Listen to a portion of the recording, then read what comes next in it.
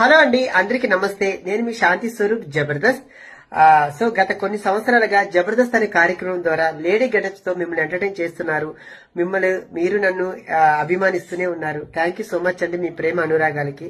అయితే ఈ రోజు ఈ వీడియో చేయడానికి ఒక ముఖ్య కారణం ఉందండి. ఆ కారణం చెప్పే ముందు మీకు ఒక వీడియో చూపిస్తాను, ఆ తర్వాత మనం మాట్లాడుకుందాం.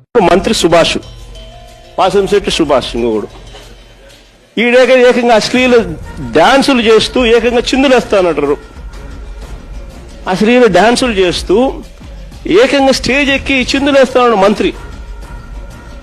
అసలు నాకు ఆశ్చర్యంగా ఉంది. అసలు సార్ చూశారు కదండి. నమస్కారం జగన్ గారు, మీరంటే నాకు ఒక అభిమానం ఉండేది.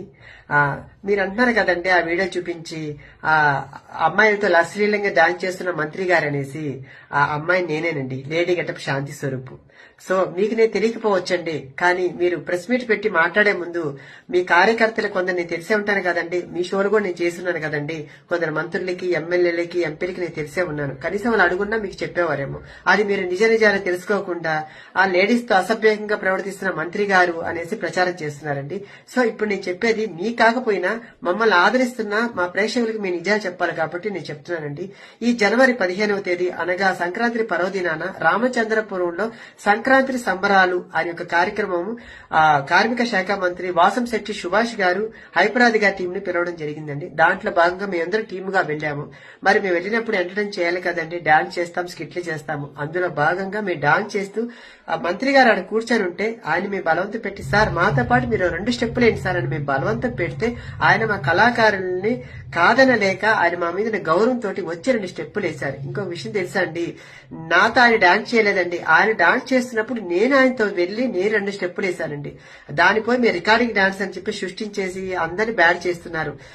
అక్కడ రికార్డింగ్ డాన్స్ అంటే ఒంటి మీద బట్టలు లేకుండా చెడ్డీలతోటి అమ్మాయిలతో డాన్స్ చేస్తే రికార్డింగ్ డాన్సులు అంటారండి. ఆ రికార్డింగ్ డాన్స్ కాదండి. సంక్రాంతి సంబరాల్లో వేల మంది జనాల మధ్య జరుగుతున్నటువంటి ఒక కార్యక్రమంలో చేస్తున్న ఎంటర్టైన్మెంట్ అండి అది కూడా సుభాష్ గారు అక్కడున్న ప్రజలను ఉద్దేశించి కొంచెం ఎంటర్టైన్ చేస్తూ మాట్లాడుతూ 2 స్టెప్పులు వేశారు.